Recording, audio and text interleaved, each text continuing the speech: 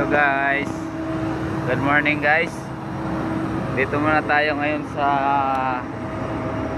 8095 dahil airlane tayo, kaya ibang unit yung gamit natin ngayon. So kailangan natin siyang check upin, ikutan, kung sa tawagin ay 360. Mag 360 muna tayo guys. Tingnan natin kung mayroong mga damage o kaya check upin natin yung makina para makita natin baka anong kulang. So yan, kaso nga lang medyo madilim guys. Ayan yung makina, hindi maliwanag dito guys. Yan, hindi na pagka-parking, dikit na dikit yung parking. Ikutan natin ngayon to. Kaso nga lang madilim guys. Hindi ko may pakita sa inyo kung paano mag-check up dahil madilim dito sa loob. Madilim yung makina, no? Yan, may tubig naman. Sinik up natin yung tubig, may tubig. Check upin din natin yung langis.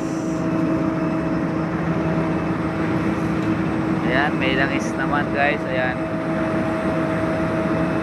Ayan. May dipstick. Ito yung tawag ito. Dipstick to, dipstick. So yung mga fan belt tama lang yung mga belt sa higpit. Ayan, kailangan check upin nyo yung belt guys, no? Kung sakto sa higpit, may tubig, may langis. So ayan, okay na guys.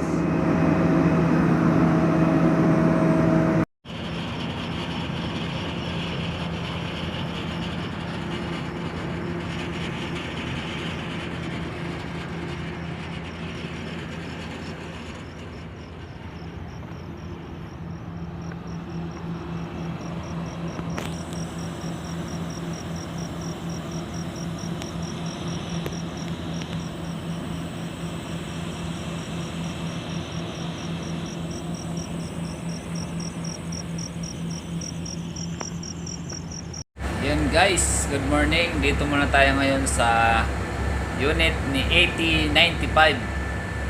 Extra muna tayo dito dahil early in tayo, nag-early in. Automatic, manual yung ating dala ngayon. Manual na bus. Yan. Kita ko sa inyo yung bus na aking dala. Yan, manual transmission siya ito. May cambio yan. Early in lang tayo. Uy! Early in lang tayo, no? Madilim.